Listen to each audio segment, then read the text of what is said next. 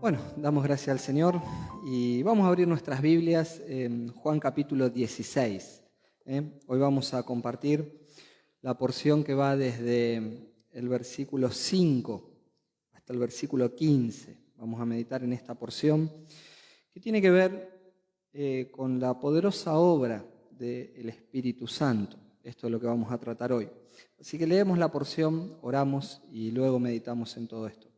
Yo voy a estar leyendo de la Biblia de las Américas, esa es la versión que utilizo. Dice versículo 5, pero ahora voy al que me envió, y ninguno de vosotros me pregunta ¿a dónde vas? Porque os he dicho estas cosas, la tristeza ha llenado vuestro corazón.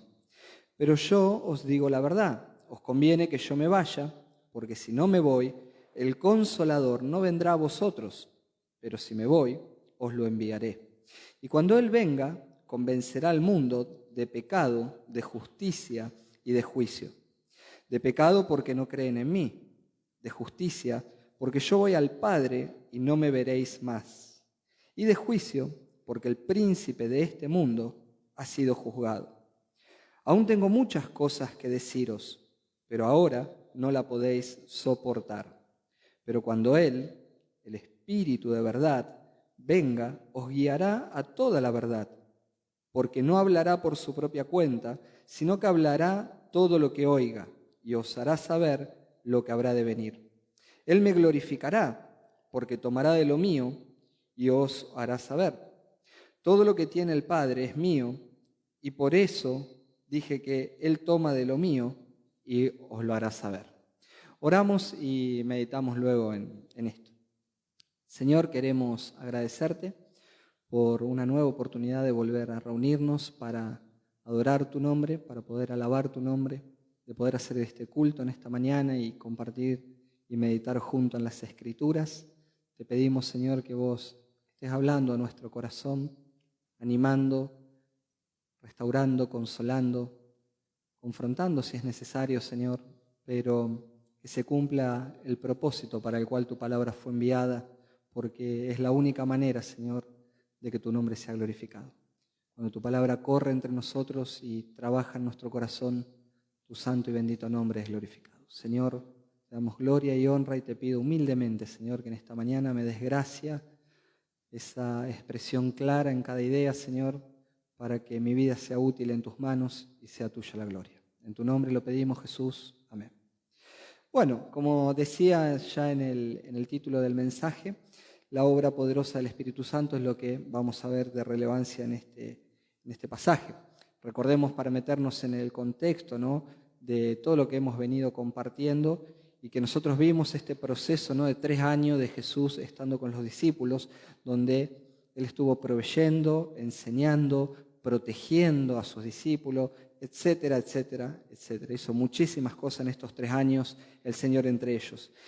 Y estamos nosotros ahora en el contexto de que estamos prácticamente en la última noche, donde hay un pico de tensión en la vida de estos discípulos, debido a que el Señor le viene revelando un montón de cosas en la última noche que son muy fuertes.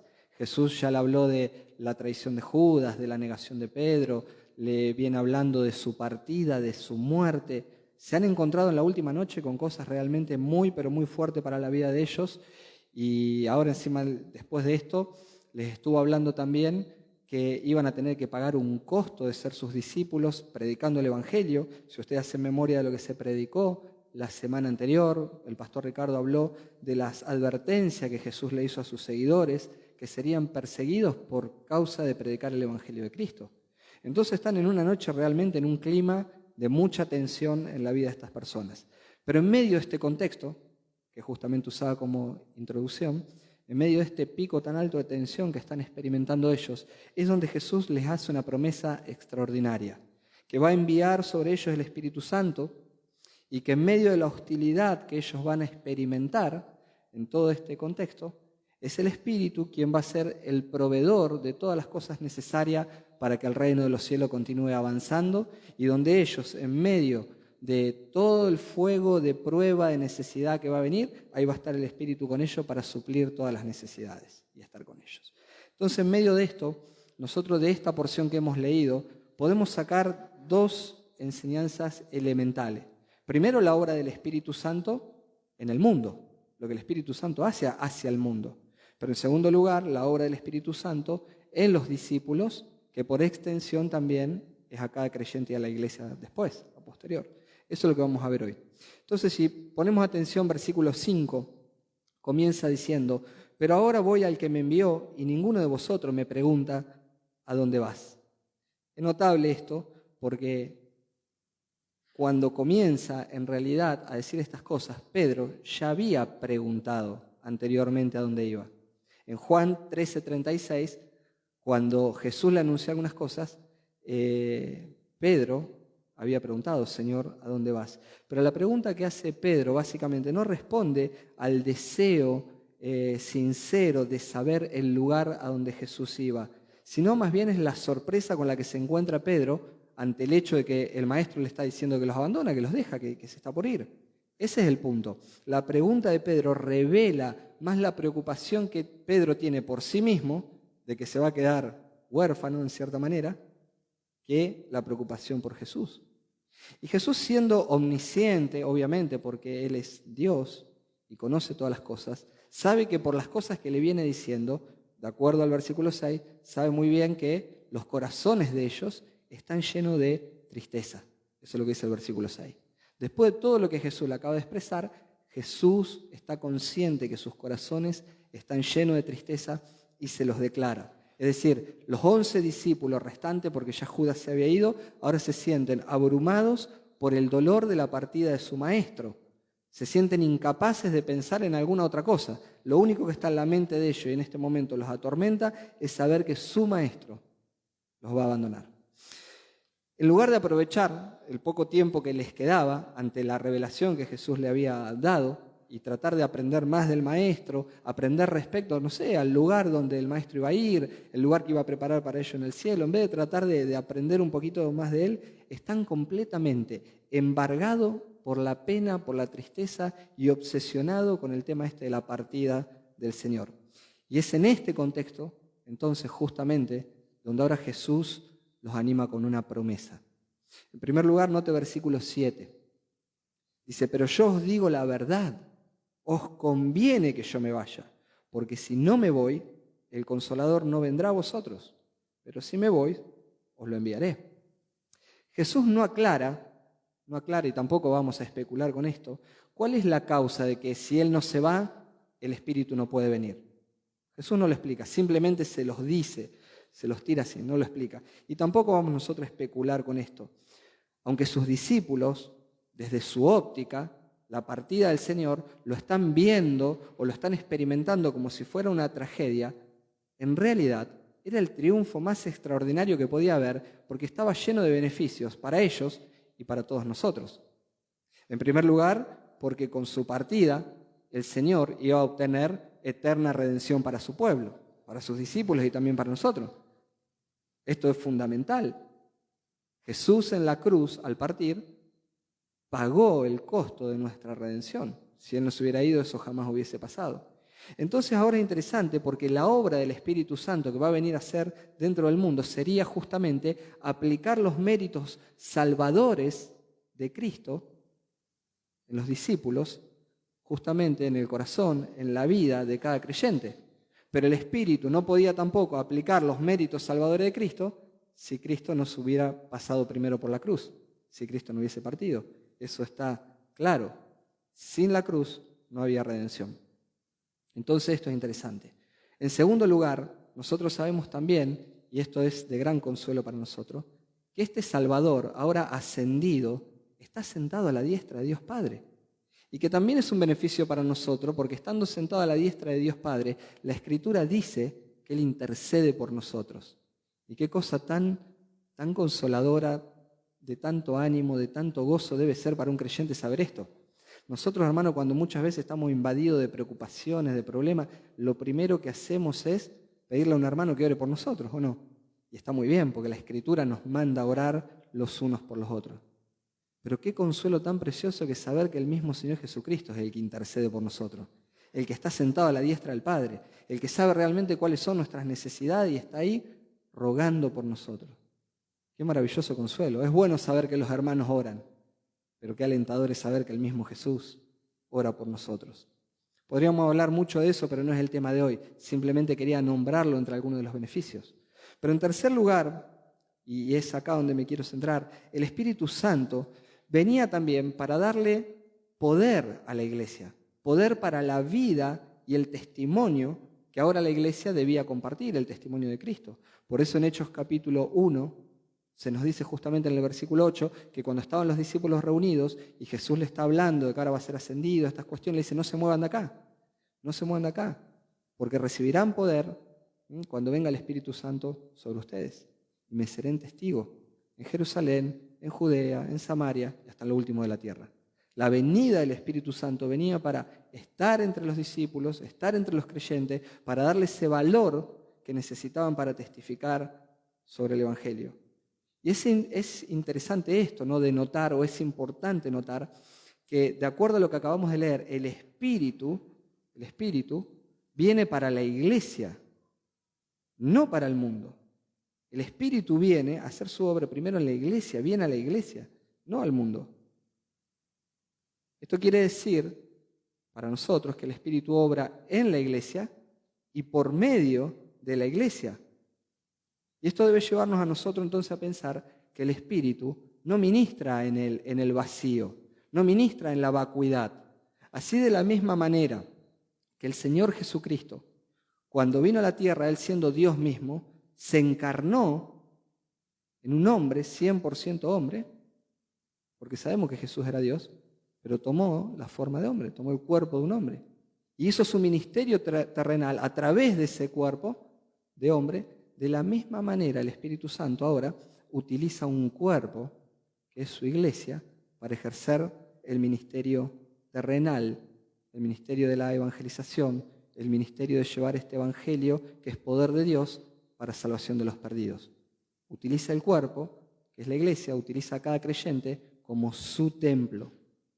Es interesante que nosotros esto lo tengamos en nuestra mente. Claramente Dios puede salvar a cualquier persona de la manera que quiera.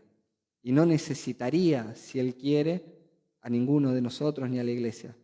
Pero sin embargo es notable que a Dios le plació hacerlo así en una forma soberana, porque de acuerdo a lo que dice Pablo a los hermanos en Corintio, en 1 Corintios, en el capítulo 1, versículo 21, dice que le agradó a Dios salvarnos por la locura ¿de qué? De la predicación.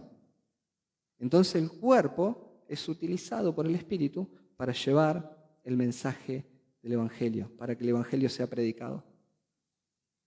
Entonces veamos cómo es ahora, por medio de la predicación del Evangelio, la obra del Espíritu Santo en el mundo. En el mundo. Porque el Espíritu vino para la iglesia, pero a través de la iglesia hace la obra en el mundo. Veamos entonces. Entre los versículos 8 y el versículo 11, nosotros podemos ver la acción del Espíritu Santo en el mundo. Es ahí donde se describe, entre el versículo 8 y el versículo 11. Note que el versículo 8 dice: y cuando Él venga, convencerá al mundo de pecado, de justicia y de juicio. Esta es la obra que viene a hacer el Espíritu Santo hacia el mundo, que hace a través de la evangelización. La palabra clave aquí en el versículo 8 es la palabra justamente convencer, porque la palabra convencer, por ahí en nuestra cultura, tiene la connotación de darle argumento a una persona hasta que cede y nos cree lo que le estamos diciendo. La convencimos a que compre tal o cual cosa. Es el concepto nuestro de convencer. Pero en el texto original va más allá de ese tipo de convencimiento, porque es una palabra que tiene una connotación legal. Convencer en el texto griego tiene una idea acá que es de carácter legal. La palabra tiene la idea de sacar a la luz, de exponer, de refutar, de dejar convicto a alguien. Esa es la idea. Esa es la idea básicamente. Es más, aún se puede traducir como pronunciar un veredicto. Esta es la idea. Una vez que el Espíritu Santo hiciera morada en los primeros discípulos, en el corazón de los primeros discípulos, ahora a través de la predicación de ellos, lo que el Espíritu iba a hacer es exponer públicamente la culpa del pecado, la culpa del mundo, la culpa que tiene el mundo, invitándolo, por supuesto, al arrepentimiento. Ahora el Espíritu va a exponer respecto a 3 asuntos: pecado, justicia y juicio. Estas son las tres cosas a las que se enfrenta. Cuando nosotros leemos que el Consolador iba a venir, ya hemos visto en otra ocasión que es el Paracleto, aquel que va al lado, aquel que consuela, aquel que anima, aquel que nos lleva abrazado. Pero déjeme decirle algo, la palabra Consolador no solamente tiene esa aplicación, también tiene la idea de un fiscal. Tiene la idea de un fiscal, alguien que expone, alguien que acusa y que expone un veredicto. Entonces, en este contexto, el Espíritu Santo lo que hace es, por medio de la iglesia, por medio de la predicación, exponer al mundo para que vea cuál es su pecado, la necesidad de justicia y un juicio venidero. El resultado de esto en algunas personas va a ser la conversión, el arrepentimiento genuino y la salvación de su alma. Pero en otros casos será el endurecimiento del corazón, al haberse enfrentado al mensaje del Evangelio y haberlo rechazado, muchas veces el endurecimiento del corazón y la perdición eterna de su alma. Este es el punto. Entonces ahora note que versículo 9 dice que el Espíritu vino para convencer de pecado porque no creen en mí, les está explicando Jesús. De pecado porque no creen en mí. Y note que Jesús habló en singular, dijo de pecado, no de pecados, de pecado. Uno puntual, enfatiza, el singular está enfatizando esto, el Espíritu Santo convence al mundo de un pecado en particular. ¿Y cuál es ese pecado particular? La incredulidad que tienen, que no han creído que Jesús era el Hijo de Dios, que Jesús era el Salvador. La ley de Dios, cuando nosotros leemos y miramos hacia la ley de Dios, lo que hace la ley de Dios justamente es mostrarnos la multiplicación, la multiplicidad de pecados que todo ser humano tiene. Nosotros sabemos naturalmente que el ser humano nace muerto en delitos y pecados, abundancia, cantidad de pecados. Pero a fin de cuentas, lo más grave no es la cantidad de pecado que un ser humano puede tener y su condición que está muerta. Lo más grave es que cuando se le predica el Evangelio, que se le está dando la solución para ser salvo, la rechazan.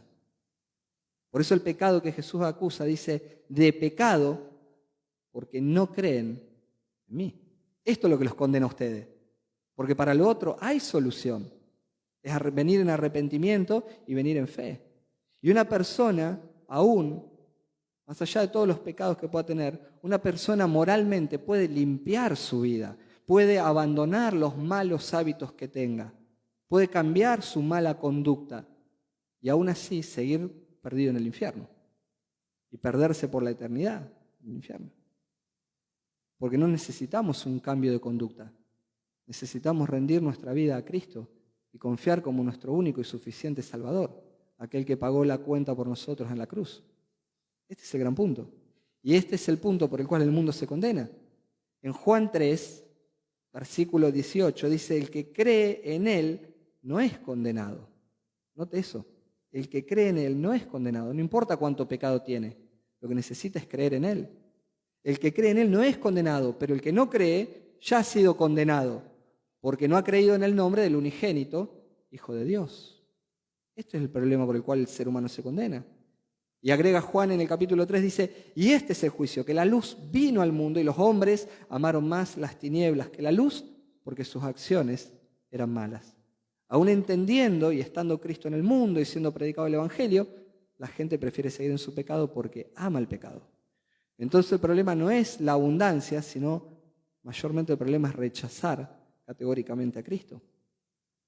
La segunda cosa de la cual el Espíritu Santo convence o expone o dicta un veredicto, versículo 10 dice, el Espíritu convence de justicia, porque yo voy al Padre y no me veréis más. Es decir, que el Espíritu también convence de justicia al pecador, de la justicia de Cristo como el perfecto Cordero de Dios. El Espíritu enfrenta a través del mensaje del Evangelio a las personas a que vea su necesidad de ser justificado bajo la justicia de Cristo. Aquella justicia que el mundo no quiso reconocer y aceptar. Porque según Juan, también en el capítulo 1, en el versículo 10, dice que en el mundo estaba y el mundo fue hecho por medio de él y el mundo no lo conoció. El mundo no quiso reconocer a Cristo. De hecho, nosotros sabemos lo que pasa a lo largo de todos los evangelios. Cuando Jesús estuvo en la tierra, lo acusaron de ser blasfemo, de quebrantar la ley de Dios, de ser un engañador, aún lo trataron hasta de endemoniado. Los mismos religiosos lo trataron como que era un endemoniado o un lunático. Por eso el gran problema es que ningún pecador puede ser absuelto delante de Dios basándose en su propia justicia. Las personas creen que porque no hacen esto, porque no hacen aquello. No, delante de Dios nadie puede ser absuelto por su propia justicia. Ningún esfuerzo humano es suficiente para justificarse delante de Dios. No existen méritos propios que nos califiquen mejor delante de Dios, de ninguna manera.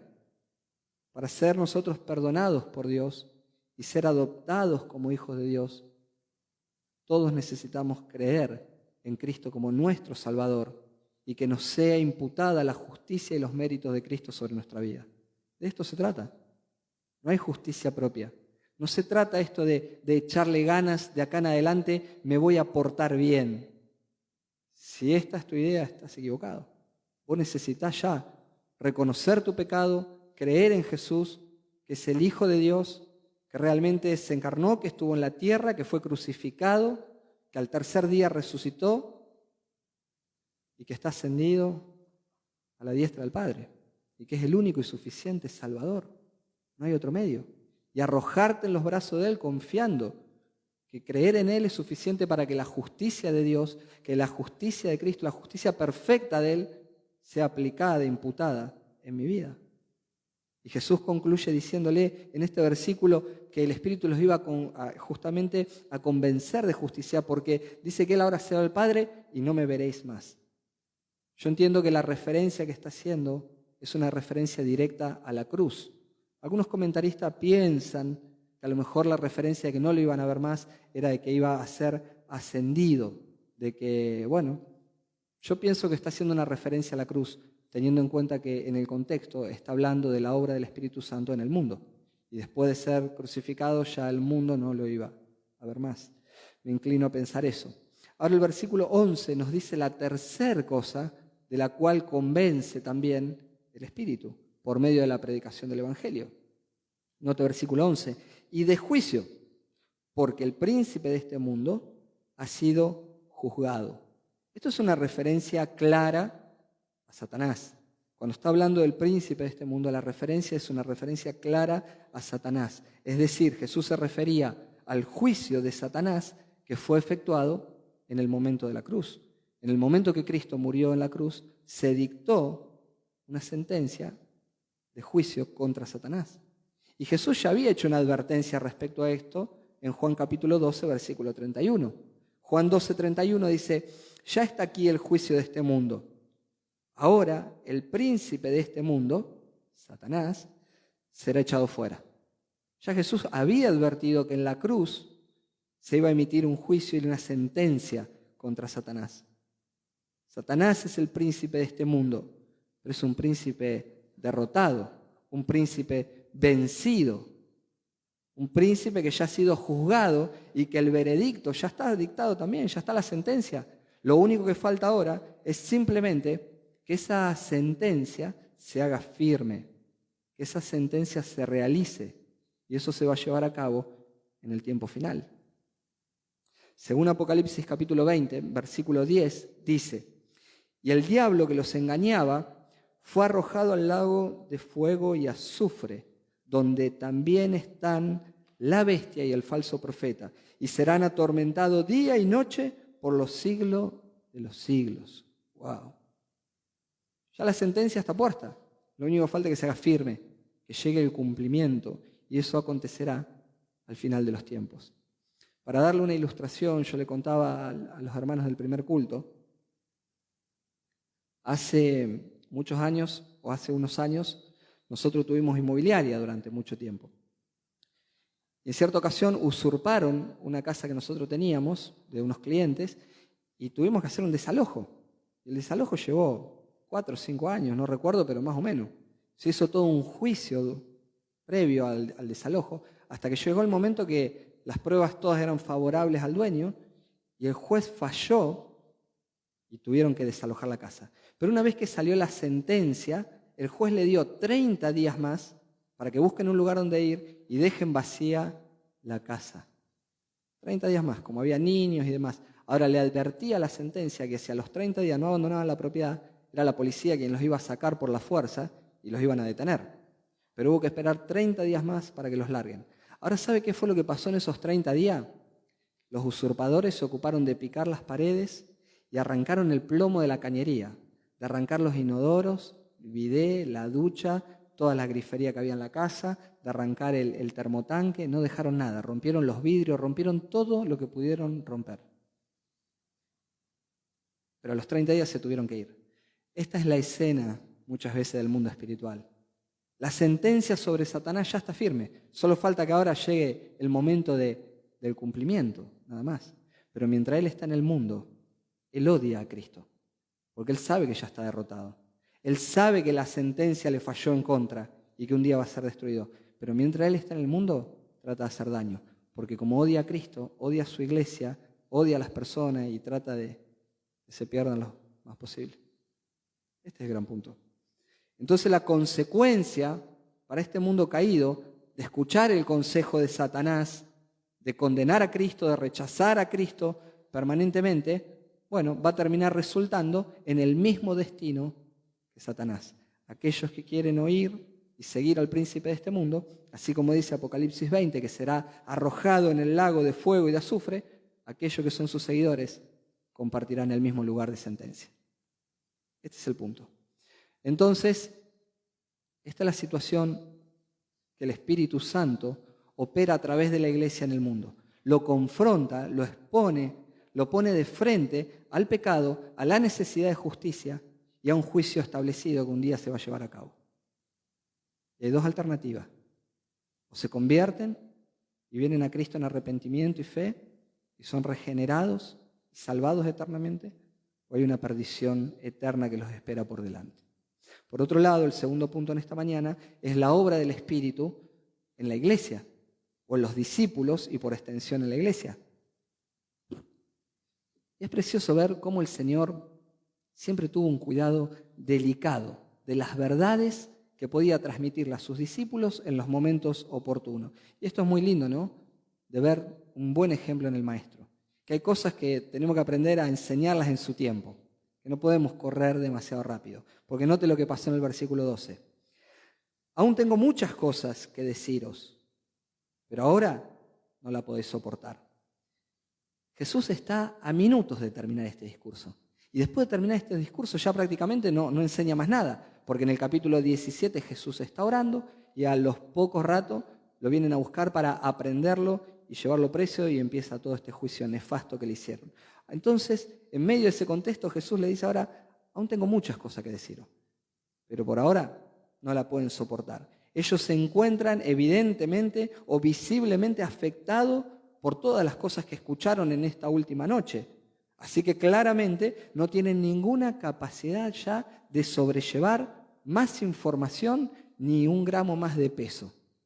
Pero Jesús le dice, todavía hay muchas cosas que yo les tengo que decir a ustedes, pero no es el momento. En este momento Jesús sabe cómo está el corazón de ellos y ustedes no lo pueden canalizar. Interesante, pero es en ese contexto justamente donde ahora Jesús los alienta con una promesa maravillosa. Miren el versículo 13. Pero cuando Él, el Espíritu de verdad, venga, os guiará a toda la verdad, porque no hablará por su propia cuenta, sino que hablará todo lo que oiga y os hará saber lo que habrá de venir. El hecho de guiarlos a toda verdad. Note la promesa hermosa, el Espíritu va a venir, el Espíritu de verdad va a venir y los va a guiar. Y este concepto de guiar es la idea de ir adelante, de ir delante para guiarlos. Y atención con esto, porque no se refiere a Jesús cuando le dice esto, que el Espíritu los va a guiar a todas las verdades generales de la vida, como muchas personas lo interpretan. Hay personas que no tienen un corazón enseñable y usted le quiere decir algo, mostrar algo en las Escrituras y dice, no, a mí no me venga con las Escrituras porque a mí el Espíritu me guía a toda la verdad. Interesante la respuesta que tienen, porque entienden la verdad, o esto que dijo Jesús, como las verdades generales de la vida. Entonces, de acuerdo a lo que sus mentes piensan que el Espíritu le está revelando, es como toman decisiones a lo largo de su vida. Grueso error. Jesús no se estaba refiriendo a eso. Jesús se estaba refiriendo a que el Espíritu iba a ir delante de ellos y que lo iba a guiar. Cuando se refiere a toda verdad, se está refiriendo a todas las verdades que tenían que ver con el conocimiento de Dios. Llevarlos a ellos hacia el conocimiento pleno de Dios. Y si nosotros observamos este versículo 13, Jesús ya había advertido algo similar en Juan 14, en el versículo 26. Ya les había dado una advertencia, diciéndole: pero el Consolador, el Espíritu Santo, a quien el Padre enviará en mi nombre, Él os enseñará todas las cosas y os recordará todas las cosas que os he dicho. Todas las enseñanzas que Jesús le había dado durante 3 años, ahora viene el Espíritu para ir delante de ellos, recordárselas, guiándolos a todas esas verdades, para que ellos ahora la empiecen a asentar. Entonces decir que el Espíritu Santo iba a utilizar ahora a los discípulos, todo lo que habían sido enseñado, todo lo que habían aprendido durante 3 años, y va a resultar en que los discípulos escriben los 4 evangelios. Y después, a posterior de eso, lo va a guiar a toda verdad para que escriban las epístolas, para que nos sigan guiando a la verdad en el pleno conocimiento de Dios. Y aún concluye el versículo 13, no solamente diciéndolo que los va a guiar a toda la verdad, sino que los va a hacer saber de las cosas que habrán de venir, las futuras. Bueno, para eso también le inspiró a Juan, para que escriba el Apocalipsis. Y la composición de todo el Antiguo Testamento, de todo el Nuevo Testamento, es justamente para nosotros que podamos entender mejor a Dios, conocer cada día mejor a Dios. Para eso nos ha dejado su palabra. Y ese es el gran punto. Es esencial para nosotros que veamos que el Espíritu de Dios nunca, jamás obra aparte de Cristo o de la palabra. Jamás. Nunca el Espíritu va a obrar aparte de la persona de Jesús o aparte de su palabra. En Juan 15, versículo 26, dice: cuando venga el Consolador, a quien yo enviaré del Padre, es decir, el Espíritu de verdad, que procede del Padre, Él dará testimonio de mí. Qué tremendo, ¿no? Para esto vino el Espíritu, para dar testimonio de Jesús. Y justamente lo que hace el Espíritu es glorificar a Jesús. Por eso es que en el capítulo 16 que estamos leyendo, en el versículo 14, ahora Jesús le dice: Él me glorificará porque tomará de lo mío y os hará saber. Este es el gran punto. La obra del Espíritu es claramente cristocéntrica. La Biblia es cristocéntrica. Desde Génesis hacia el Apocalipsis, todo apunta hacia Jesús. Y el Espíritu es claramente cristocéntrico. El Espíritu glorifica a Cristo, porque justamente lo que hace el Espíritu, de acuerdo a lo que nos está diciendo en este versículo 14, que tomará de lo mío y os lo hará saber. El Espíritu glorifica a Cristo. El Espíritu guió a los discípulos a tomar nota de lo que le está recordando, de lo que está enseñando, de lo que dijo Cristo. Y tomará y declarará el Espíritu lo que es de Cristo. Las personas que afirman de repente que el Espíritu Santo, el Espíritu de Dios, las guía a ellas a hacer cosas que son contrarias al ejemplo de Cristo o a las enseñanzas de las Escrituras, bueno, están cayendo en un grave error. Están equivocadas, ya sea por ignorancia o porque están permitiendo que Satanás los desvíe. Pero nosotros vemos hoy movimientos de personas que dicen que las tomó el Espíritu y están convulsionando, están saltando, están revolcándose en el piso, que les agarra un espíritu de borrachera. Eso no tiene nada que ver con el Espíritu de Dios. Eso no glorifica a Cristo. Eso no enseñó tampoco Cristo. No tiene nada que ver con Él. Puede ser ignorancia o se están dejando engañar por Satanás y permitiendo que Él los desvíe. Porque el Espíritu de Cristo glorifica a Cristo. Jesús es la verdad. Y el Espíritu venía para guiarlos a la verdad. Jesús es la verdad, de acuerdo a lo que Jesús mismo dijo en Juan 14:6. En Juan 17 se nos dice que su palabra también es la verdad. Y ahora también nos agrega que el Espíritu Santo es el Espíritu de verdad. Y donde está el Espíritu Santo obrando, está la verdad. Está la verdad. Y es justamente con esa verdad, con la verdad de Cristo, con la verdad de su palabra, el Espíritu Santo guiando, que alimenta, que enriquece, que consuela a nuestra alma. Este es el punto, y esta es la obra del Espíritu Santo. Por un lado viene para exponer al mundo cuál es su condición y su necesidad de arrepentimiento, pero por otro lado llegó a los discípulos para inspirarlos a inscribir todo lo que nosotros ahora íbamos a necesitar. Y a través de esta verdad que hoy tenemos plasmada en las Escrituras, es que nosotros somos alimentados y enriquecidos. Es por medio de ella que nosotros podemos cada día estar progresando en nuestra santificación. Es por medio de ella. Y concluye el versículo 15 diciendo, mire,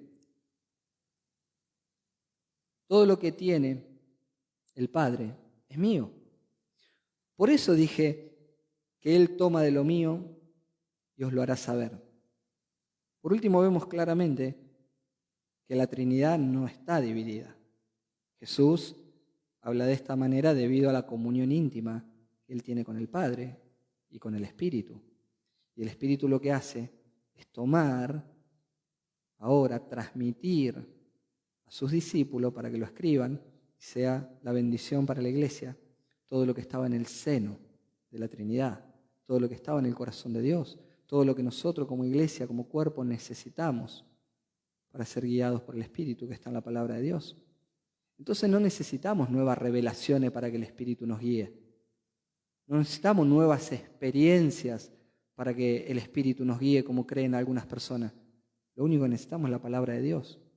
Bien entendida, bien interpretada, bien meditada, bien orada.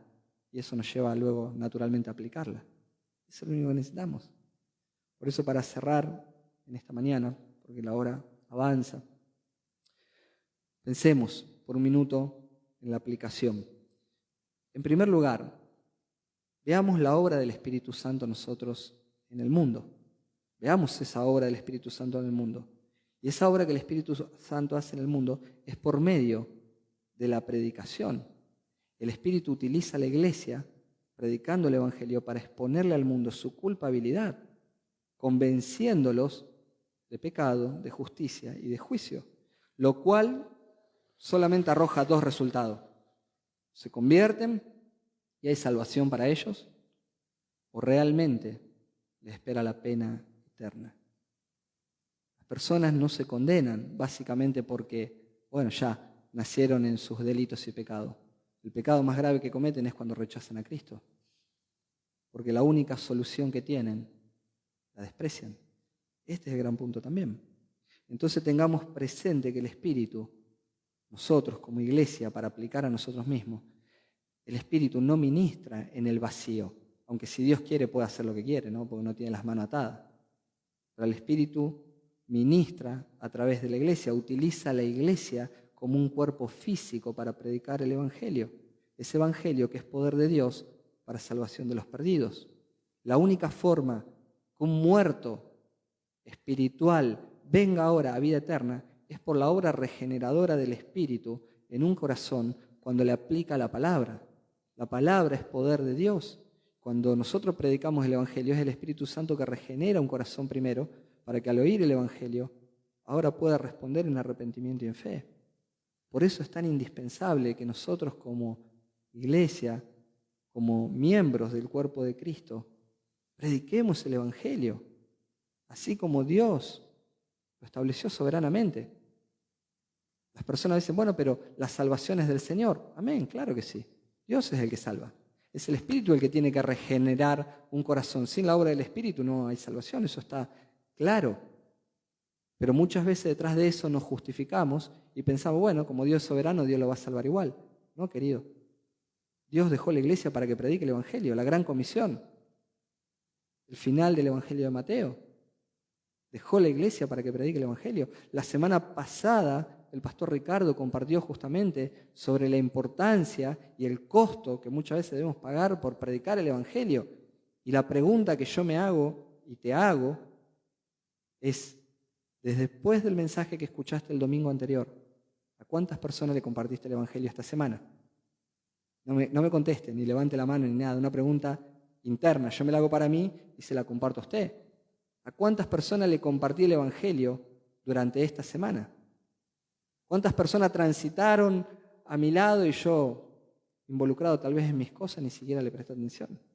¿Cuántas oportunidades presentó Dios delante mío para que comparta el Evangelio? Hicimos caso omiso. Hermano, compartir el Evangelio no es opcional. Es un deber que tiene la iglesia. Y solo la iglesia puede hacer esto. Está bien que hagamos ayuda social, perfecto. Vemos gente con necesidad, la asistimos. Pero yo a veces veo que la iglesia se está volcando en este tiempo, en esta era, más a la ayuda social que a compartir el Evangelio. Cuidado con esto. La ayuda social debe ser una obra que brota del corazón lleno de amor. Pero no es un medio para salvación. La salvación viene solamente predicando el Evangelio. Es lo que usa el Espíritu Santo. Y la ayuda social la puede prestar cualquiera. La política, la ONG, cualquiera lo puede hacer. Pero solamente la iglesia tiene ese poder que obra el Espíritu Santo a través de ella para salvar a los perdidos. Y eso es algo que nadie puede hacer. Solo la iglesia. Y vuelvo a repetir, no es opcional. Ya Jesús dio un mandato en Mateo 28 y Pablo le dice a Timoteo, en 2 de Timoteo capítulo 4 versículo 1, te encargo solemnemente en la presencia de Dios y de Cristo Jesús, que ha de juzgar a los vivos y a los muertos por su manifestación y por su reino, predica la palabra, no es opcional, es un imperativo, predica la palabra, insiste a tiempo, fuera de tiempo, insta, redarguye, reprende, con paciencia, con instrucción, pero predica la palabra. Cuidado, hermano, yo siempre digo, encargo no es gauchada. Una gauchada te la hago si puedo. Bueno, te voy a hacer una gauchada. Si puedo, te la hago. Si no puedo, no te la hago. Era una gauchada. Pero esto no es gauchada. Es encargo, es un mandato. Y no cualquier encargo. Léalo detenidamente en su casa lo que Pablo le dice a Timoteo. El encargo es un encargo solemne, algo que tiene peso. Y es un encargo con peso, hecho, puesto como testigo a Dios y a Cristo Jesús, del cual se dice que Él ha de juzgar a los vivos y a los muertos. Delante de ellos, como testigo, se nos manda a predicar el Evangelio. ¡Wow! Yo sé, hermano, que no todos capaz tengan, como decimos, ¿no?, la referencia, como lo pongo el pastor Ricardo, que él tiene un llamado evangelístico muy fuerte. Tal vez no todos tengan esa facilidad, pero debemos ser intencionales en predicar el Evangelio. ¿Por cuántas personas oraste esta semana para compartirle el Evangelio? Debemos ser intencionales. No es necesario tener el don que tiene Ricardo. Es simplemente orar por las personas y ser intencional en buscar un tiempo para hablarle de Cristo y compartirle de su condición y la necesidad que tiene Cristo y mostrarle abiertamente el Evangelio. Y es ahí donde el Espíritu Santo va a obrar después, va a hacer el resto. No dependen los resultados de nosotros, no somos nosotros quienes convencemos, es la obra del Espíritu. Pero prediquemos el Evangelio, solo debemos predicar, el resto se lo dejamos a Dios. Entonces, a modo de aplicación, te animo a esto. El Espíritu no ministra en el vacío, usa el cuerpo. Entonces acá estamos, Señor, úsame. Dispongamos nuestro corazón a orar y, Señor, llenanos de valor para que compartamos el Evangelio. Y en segundo lugar, la última aplicación, y ya concluimos acá,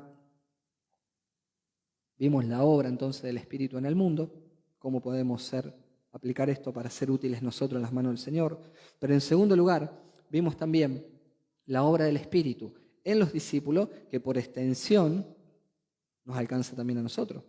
Que el Espíritu vino para guiarlos a los discípulos a toda verdad. La verdad que era necesaria para el conocimiento de Dios, no cualquier verdad general, no cualquier verdad que se me cruza a mí por la mente. Vino para guiarlos a ellos en el conocimiento de Dios, en todo lo que Cristo les había enseñado durante esos 3 años. Y esa verdad resultó justamente en la inspiración de las Escrituras, como fuente de toda autoridad. Eso que el Espíritu los guió, les enseñó, los inspiró a escribir, hoy para nosotros es la fuente de toda autoridad. Por eso, todos aquellos que quieran atribuir al Espíritu obras contrarias a las Escrituras deben ser desechadas.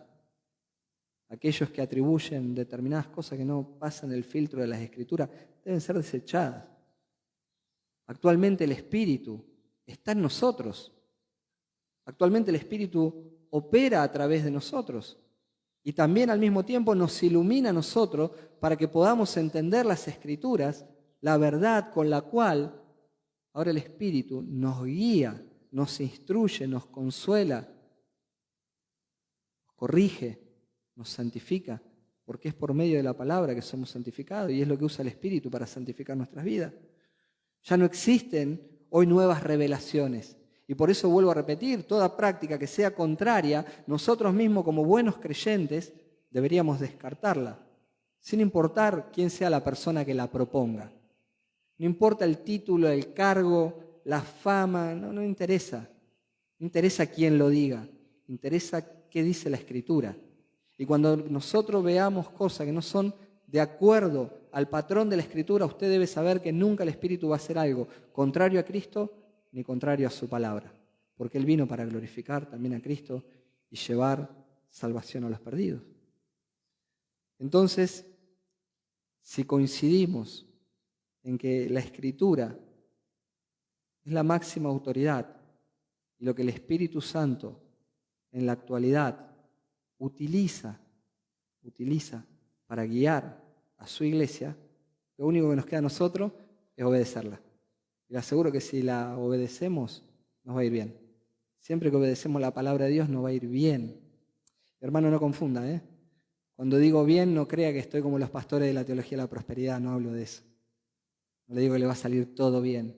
Nos va a ir bien porque más allá de la circunstancia que nos rodee, el Señor está con nosotros. Y en la obediencia hay bendición. Y aunque todo esté dado vuelta, nuestro corazón está lleno de gozo porque cuando somos obedientes a la Escritura, andamos llenos del Espíritu Santo, evidentemente. ¿Amén? Así que bien, vamos a pausar acá porque la hora ha avanzado. Oramos al Señor y lo animo a que siga meditando durante toda la semana en todo esto y siga usted ahí escarbando en las Escrituras. Señor, queremos agradecerte por tu misericordia, tu bondad, tu compasión en nuestra vida, Señor, en la vida de tu iglesia. Y, Señor, queremos meditar en esto porque verdaderamente hemos visto cómo tu Espíritu Santo obra en medio de tu iglesia y a través de tu iglesia. Señor, llenanos de valor, danos la elocuencia necesaria para abrir nuestros labios y predicar el Evangelio, Señor, a este mundo perdido, a este mundo caído, para que tu Espíritu Santo los convenza de pecado, de justicia y de juicio. Señor, vos sabés quiénes son aquellas personas que se van a salvar, porque ya las escogiste antes de la fundación del mundo. Pero aún así, Señor, te plació utilizar a la iglesia para llevar el mensaje a los perdidos. Este mensaje precioso del Evangelio que es poder de salvación. Es poder para salvación, para todos los perdidos, Señor. Por eso, Señor, encendé en nuestros corazones esa pasión, ese fuego por la evangelización. Ayúdanos, Señor, a mirar más allá de nuestras narices. Ayúdanos a salir de nuestro círculo de confort para poder hablar, porque cada día hay multitudes de personas que mueren sin haber escuchado el Evangelio. Ayúdanos, Señor, a poder predicar un Evangelio claro, completo, donde tu Espíritu Santo regenere corazones y al oír el Evangelio realmente acuden a ti en arrepentimiento y fe. Señor, te damos gracias por haber usado a aquellos hermanos nuestros a los cuales inspiraste a escribir cada epístola, cada evangelio, Apocalipsis, Señor, revelando todo lo que nosotros necesitamos para llegar al conocimiento de tu persona, para madurar en el conocimiento de vos. Gracias por el Antiguo Testamento, porque todo señala a Cristo. Ayúdanos, Señor, a leer y meditar en tu palabra de modo tal que podamos crecer en ese conocimiento pleno, ese conocimiento por el cual Pablo oraba, para que sea lleno del conocimiento de Dios, en toda sabiduría e inteligencia espiritual, que eso sea una realidad en cada uno de nosotros. Ayúdanos, Señor, guíanos hacia ti, santificanos por medio de tu palabra, y que de esa manera nosotros vivamos para la gloria de tu nombre. Te damos gracias, Señor, en el nombre de Jesús. Amén.